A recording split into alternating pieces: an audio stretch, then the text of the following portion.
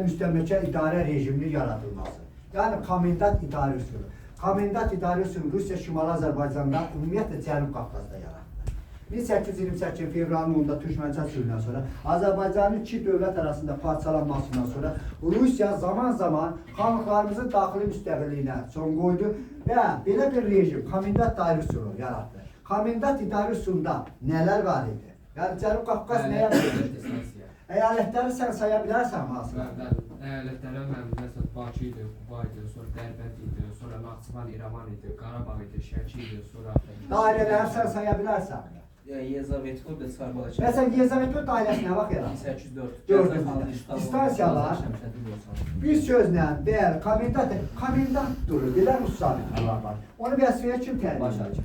Baş Cəfazın baş hakim. Onu vəzifəyə açar. İndi yaxşı, komendantların hüquqlarına nə daxil deyildi? Mən təsərrüfata başçılıq eləmək. Daxil deyildi. Deyildi, Amma bunun da gizliciliyi, təsərrüfatın başçısı, komendantlığında mütləq hakim idi. Komendant dairə üsulunda məhkəmə sistemi yaradılmışdı. O məhkəmə sisteminə nə? Şərət məhkəmələr saxlandılar, yalnız evlənmək, boşanmaq və rəsmi hüquqları var idi. Hərbi məhkəmə yarandı, hərbi məhkəmə hərbçilər üçün ağır cinayətlərə baxsa, mülki şəxslərin də cinayətlər bəzən olur. Bu narazılıq yaratdı. Əyalət şəhər məhkəmə yarandı. Əyalət şəhər. Yaxşı, indi deyir, hansı xanlıqlar tutulan kimi dedik, müharibənin gedişində ləğv olundu? Rus-Qacar müharibəsinin gedişində birinci Rus-Qacar. Birinci müəllim, müharibədən əvvəl... Bax, indi müharibədən əvvəl, Gəncə. Və müharibənin gedişində mi? Mən 1806-cı ildə birinci müəllim Dərbənd idi, o iyununda, sonra Bakı idi. Bunlar tutulan kimi, niyə tutulan kimi səncə ləğv? Çünki müqavimət göstərir. Silahlı Siyanovar da öldürüldü. Sevgulu xan əmisi oğlu tərəfindən öldürüldü. Bu səbəbdən, düzdür, Sevgulu xan əmisi oğlu İbrahim bəy, sən onun öldürülməsi bir müddət Bakı xanlığının işğalını təxirə salsa da Rusiya bunu oktyabr ayında 6-cı ildə çevirlədi. Hansı xanlıqlar daxili müstəqillik saxladı bir müddət? Qarabağ, Şəki, Şamaxı. Eləcə də Lənkəran. Səbəb var idi. Çünki mən bunlar Ruslara müqavimət göstərmədim, sülhlə Ruslar. Ay soğuk. Hansı xanlıqlarda və hansı xanlıqda deyə bilərsən əyalət şurası var? Bu keçid sistemi idi. Nə daxili müstəqillik ləğvi deyirdi, nə də ki xanlıq idarə üsulunun saxlanması deyirdi. Deməli, 1810-cu ildə burada kimə qarşı üsyan oldu? Quba Şeyxan xanlar. Kimə qarşı üsyan elərlər? Ruslara. Hansı döyüşdə Şeyxan xan Rus qoşununu məğlub elər? Gürcüça döyüş. Gürcüça. Deməli, bizə nə məlum oldu? 1804-13-cü illərdə müharibəsində biz yemişdik. Birinci Rus-Qacar müharibəsinin gedişində Rusiya-Qacar müharibəsinə aid olmayan bir neçə döyüş vardı. Onlardan biri də Gürcüça idi. Şəki döyüşü idi. 1860-cı oktyabrın Sərif xan üsyanı Gübrü döyüşü idi. 1807-ci ildə deməli Osmanlı. Bəli. Burada bax bu döyüşlər Rus-Qacar müharibəsinin döyüşləri deyilir. Komendant idarə üsulu. Və yaxşı, əyalət dairələr nəyə bölünürdü? Deyə bilərsiniz. İstansi. Bax bir də deyirəm. Bir də başqatma. Nəyə bölünürdü? Mahallar nəyə bölünürdü? Şəhərlərə, yoxsa kəndlərə? İndi qulaq as, kəndlərə. Deməli, komendant dairə üsulunda əyalətlərimiz, dairələrimiz, distansiyalar. Bu sizin kitabınızda da xəyalı olaraq verilirdir. Bunlar bölündü nəyə? Mahala. Mahal nəyə bölündü? Komendant dairə üsulunda aşağı təbəqədə bizim məmurlar idi. Məsələn, bu məmurlar hansı vəzifələrdə dururdular? Bizim millətdən olan məmurlar komendant dairə üsulunda hansı vəzifələrdə? Mahal və kənd idarələr, mahalı naiblər, kəndi isə kənd Hansı bəylər ağalardır? Rusiya sədaqətli bəylə ağalardır. Yaxşı, zaman keçdikcə Rusiya o adını çəkdirmiş 4 xanlıq müqavilə Rusiyanın asılını qəbul edir. O xanlıqları da daxili müstəqillik ləğv etməyə başladı. Məsələn, nə vaxt Şəki xanlığını? 1819-cu ildə. Şəki xanlığı əyalətə çevirdi. Nə vaxt Şamaxı xanlığını? 1820-ci ildə. Sonra 22-də, 22-də Qarabağ. sonra 26-da 26-da Lənkəran, 28-də isə hansı xanlıqların daxil İrəvan, Naxçıvan, Xol yaratmayan İrəvan. Bir sözlə bax, komendant idarəsi, əyalətlər, dairələr, distansiyalar. Bunlara niyə komendant deyilir? Çünki bunların əyalət dairə distansiyanın başında duran milləti Rusiya vətəndaşıdır, Rus vətəndaşıdır. Komendant Rus sabiti idi. Amma aşağı pillədə bizimkilər, bizim bəy və sədaqətli bəy və ağalar deməli mövqe tutur. Hansı əyalətlərimiz deyə bilərsənmi? Müsəlman əyalətləri rəsmi quruma tabi idi. Bilirsənsə əlin qaldı. Kim deyil? Müsəlman əyalətləri rəsmidir. Mərkəzi Şuşa, Şirvan, Şamaxı, Şəki, Qarabağ. Qarabağ. Hərbi dairə rəsminə Subhanasılacaq. Mərkəzi Dərbənd idi. Aha. Oraya aid idi Bakı, bir də Quba. Quba əyalətləri daxil idi. İndi yaxşı, Çar hökuməti köçürmə siyasətini həyata keçirdi. Məhkəmələr nə tür idi?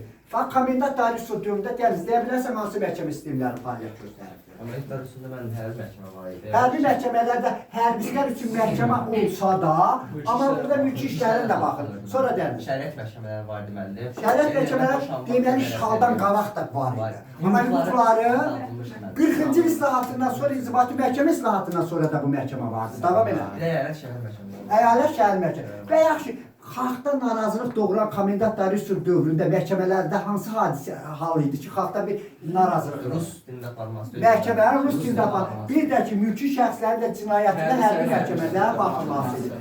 Yaxşı, Rusiya dediyi işğaldan sonra köçürmə siyasəti həyata keçirdi. Şimali Azərbaycan hansı müqavilələr əsasında əmrah, hansı ölkələrdən, hansı dövlətlərdən Şimali Azərbaycandan Rusiya erməniləri köçürdü? Ben Türkmençay müqaviləsinin Silə hardan? Abilə bütün Azərbaycandan Azərbaycana hardan? Azərbaycana İrandan. İrandan və ya Qacarlar dövlətindən. Və yaxşı Ədirnə sülhündən 89-da da Ədirnə sülhünə görə 90 min erməni Tehrandan Azərbaycana köçürdü. hardan? Tehrandan. Hardan?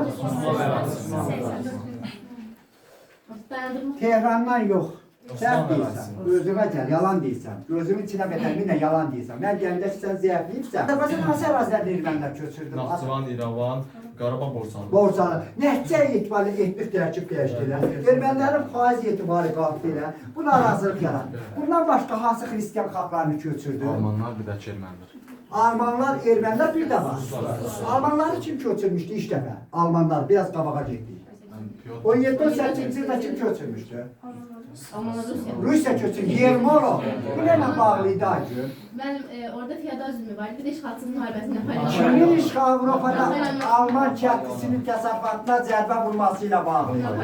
Napolyon Fransasının Avropanın 19-cu əsr əvvəllərində Alman kəndlisinə vurduğu ziyan, zərərlə bağlı. Rusiya Almanları bir özünə dayaq yaratmaq üçün həm də ki, Qafqazda Alman əkinçiliyini nə deyərlər, inkişaf etdirmək üçün, təsərrüfatını inkişaf etdirmək üçün buraya köçür. Və Rusları birinci mərhələ neynədir? Birinci mərhələdə mənim orada elə bir... Orada deyəndə, yəni bizim Şimali Azərbaycanda və Cənub Qafqazda, ordu qərargahları ətrafında Orada qərargahlar ətrafında orada evlər tikib və əhalini oraya köçmüş. əhalini yoxsa hərbiçilərə Xidmət verir. edən hayırsıydı. Amma bu alınmayanda ikinci B variantı. B variantı rüya. Belə bax, birinci plan. Bax, Almanlar köçür, Rusları köçür. Cənub Qafqazda xidmət edən, Cənub Qafqaz Rus hərbiçiləri üçün yaşayış məskənləri tikib, orduda tərxis olunanları burada saxlamaq istərdi. Bu alınmadı. Hərbiçilər öz ölkələrinə Rusiya qatdı. Bir variantı İkinci oydu demişdir. ki, dinə qarşı olanları, bidətçi və təriqətçiləri sürgün edib Azərbaycana köçürdülər. Bu haqda Çar Nikolayın fərmanı Bəli, bəli, 1830-20 oktyabrda fərmanı təriqətçi və bir də deyə bilərsən var ya, Ruslar Azərbaycanın hansı ərazilərinə köçürdü? Lənkəran idi, Qarabağ idi, bir də Şirvan və Almanları hansı ərazimizə köçürdü? Şəmkir, Göycə və Yezəvətli dairəsində 2 Alman koloniyası salındı. Yerləndirov, bir də Annefil. Yelendorf, Annapil. Yelendorf, Annapil şeylər. Yox, mesela 19-cu əsrin 30-cu illərin üsyanlarının səbəblərindən İmam Beydə hasıların adı, nə deyə bilərsən səbəb? Üsyanların səbəbləri olardı ki, xalq narazılıqla qarşılayırdı. Onsu da nara, bax, vergi və mükəlləfiyyətlərini Komendantlar artırmaq. oldu, məmurların öz başına İki, xristiyan məmurlar əhalini köçürməsi, yalanlı torpaqların azlığı Üsyanlar qalxırdı. və s. iltizam sistemi də burada götürür. İlk üsyan harada oldu? Neçəncə ildə oldu? 30-cu ildə Cara qoşu yeritməkdə Rusiyanın məqsədi nə idi? Cara qoşu yetməkdə Rusiyanın cəmaatının daxili müstəqilliyindən son qoymaq, bir də ki, burada müvəqqəti idarə yaratmaq. Yaratdı. Çar Barakənd deməli cəmaatlığı ləğv olundu. Çar Barakənd deyə bilərsən, nə vaxt Rusiyanın asılılığını qəbul etmiş? 1803. Aprelin 12-də akt ötən. Yadınızdan bir şərti də o idi ki, İpəklə xərac verməlidir. Bu xərac illərdir yığılmışdı. Rusiya tələb eləyəndə xəracı, carlar buna yaxşı cavab vermərlər. Belə olanda 30-cu ildə əhali bununla da Azərbaycan daxilmişdir. Burada nə idarə sistemi yarar? Müvəqqəti idarə sistemi alır. Deyə bilərsən bu şəkildə nə var? Yadınızda 1806-cı ildə iyun, oktyabr aylarında aşağılar Şəkidə üsyan olmuşdur. Şəki xanı Səlim xanın bastırla Kürdistan müqaviləsini pozaraq Yeznəsi Qarabağ xanı İbrahim Xəlil xan ölümünə etiraz eləmişdi. Şəki döyüşündə məğlub oldu, qaçdı Qacarlara. Bundan sonra müvəqqəti idarə etdi. Həm Türkoğlu Cəfərqulu xan onu əvəz etdi. Sonra oktyabrın 13-də bir də ki 1830-cu ildə harda? Cəfərqədə üsyanı deməli neçənci ildə oldu? 1830. Başçıları kim idi? Şeyh Şaban Həmzədə. Onlar Şamil hərəkatının dağlıq haqlarının deməli kökənli nümayəndə. Üsyan yatırıldı. Növbəti üsyan Mən Lənkəran mən 1831-ci ildə Mir Həsən xanımdır. Mir Həsən xan keçmiş Lənkərana. Və deyə bilərsən Lənkəran xanım nə vaxt tutulmuş gələ, nə vaxt daxilmişlər. 1813-cü ildə tutuldu. Hasan neçəsi? Mən yanvar Yadınızdadır 1-ci Rus-Qacar müharibəsinin gedişində əsas döyüşdə Aslan Düz, Lənkəran. Lənkəran qarasının müdafiəsində kim başçılıq edir? Qəhrəmancaqlar. Lənkəran xanlığının başçılığı Sadıq xan başçılıq edir. birində tutulur, 1826-da da daxil müstəqillə ləğv olundu. Ləğv olundu. Yəni Lənkəran əyaləti yaradıldı. Yaradılmış 7-9 əyalətdən biri də Lənkəran əyalətidir. Bax xəritəmizdə, kitabımızda da var. 31-ci üsyan qaldı. Üsyan qaldırdım. Kimi çağırdı xalq? Mir Həsən xan. Bir Həsən xan. Üsyançılar ləncidiyinə görə üsyan məğlub oldu. Həm də ümumi üsyanların məğlub olma səbəblərinə qaldı. Sonra növbəti Ömərlərdə 1837 Quba üsyanı. Quba üsyanının, bu üsyanların bax 4 üsyan olub. 30-cu ildə harda? 31-də harda? 37-də harda? 38-də harda?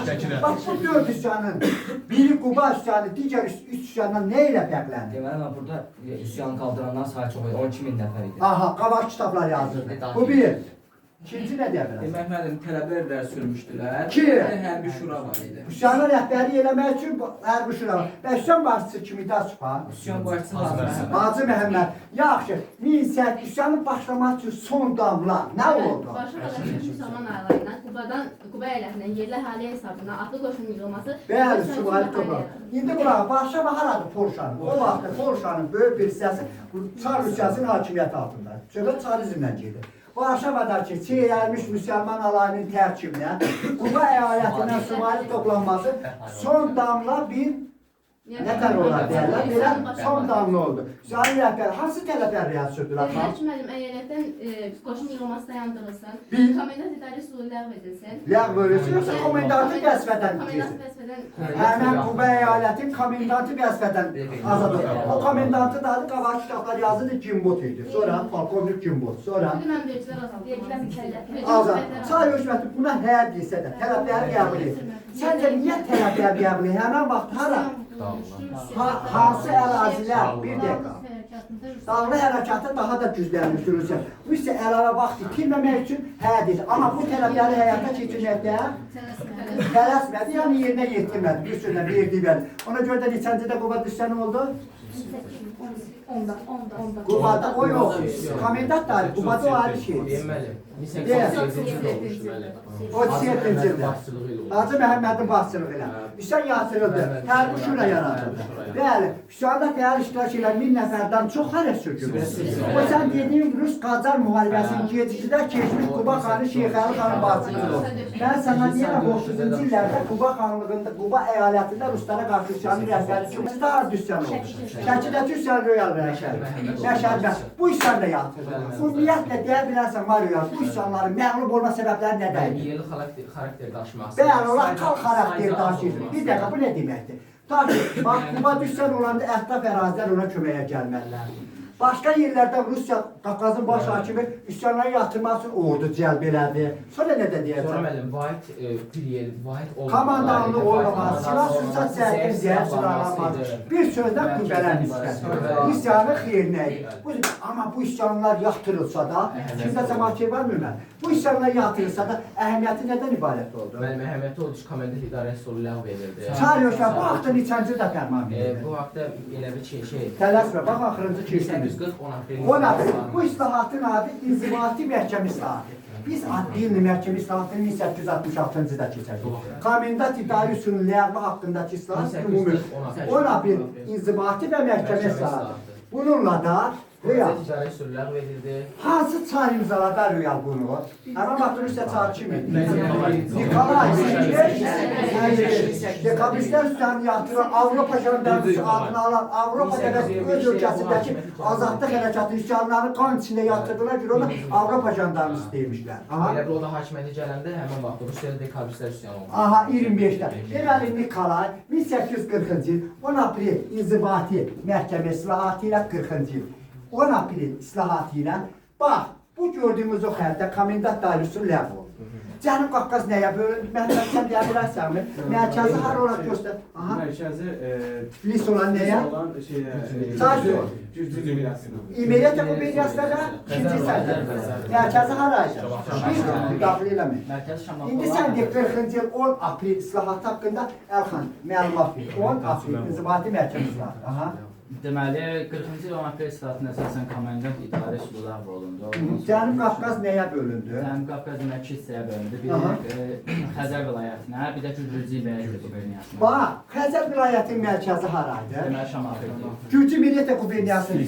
Bax, bu islahat keçərsə Çar hökuməti milli sərhədlər nəzərə alınmadı. Yəni Qərb ərazilərimiz Gürcü Millət quberniyasına verildi. O hansı ərazilərimiz? Yəni Gürcü Millət quberniyasına hansı ərazilər qəzalar? Naxçıvan, Yezretpol, bir də ki İrəvan. İrəvan, Naxçıvan, bəli. Azaq Şəmsəddin Borçalı da aid olaya. Bu deyil, tutana. Bax, Qərb ərazilərimiz. Yaxşı, Xəzər vilayətində hansı qəzalar daxil idi? Quba, Şəki, Şamaxı, sonra Bakı. Lənkəran, Bakı. Başa düşdün? Bu indi qulaq asın. İnzibati və məhkəmə. Ərazi dəyişikliyi komendant dairəsində. Yəni əyalət dairə distansiya ləğv olundu. Yəni Cənub Qafqaz belə bir xəritədən 40-46-cı ildə belə bir xəritədən istifadə olundu. Yəni bu Xəzər vilayəti, bu da Gürcü Millət quberniyası. Gürcü Millət quberniyası Xəzər vilayəti özü nəyə bölünürdü? Quberniya qəza sahə. Qəzalara. Belə demək istəyirəm. Qəzalar nəyə bölünürdü? Sahə. Sahə. Ya mahal varmı? Yox. Bəx dedik əyalət dairə distansiya nəyə bölünürdü aşağılar? Mahal varmı? Bu islahatın uğursuz oldular. Uğursuzluğun başlı səbəbini nədə görsən? Bir, həmçinin bir torpaqlarının da bu islahatın davamı kimi Çar hökuməti 41-ci ildə 25 aprel 28 may fərmanı verir. Ağalı bəylərin torpaqlarının 30-da isə 2 fərman vermişdir. 1830-cu il 13 ildə fərman verir. Yığılıb Qərbağların Hündürdən müsaade torpaqların bir hissəsini 1830-da da 20 oktyabrda da Rusiyadan Azərbaycana Ruslar köçdü. Ruslar köçü təriqətçi və bir dəstə Ruslar köçürməsi haqqında fərman verir. İndi göründüyü kimi idarəçilik dəyişdi. Üsyanlar yatırılsa da əhəmiyyəti Çar hökuməti burada islahat keçirməyi zəruri bildi. Möhkəmlənmək üçün, yerli halinin çıxışlarını yatırmaq üçün bu məqsədlə buranın təbii sərvətlərindən səmərəli istifadə etməkdir. Bax, Gürcü Millət Xəzər vilayətinin başında duran şəxslər nə edir? Məsələn, Gürcü Millət başında kim durur? Gubernator. Xəzər vilayəti onu kim vəzifəyə təyin edirdi? Qafqazların baş hakimi. Və baş hakim neçənci də ləğv olundu?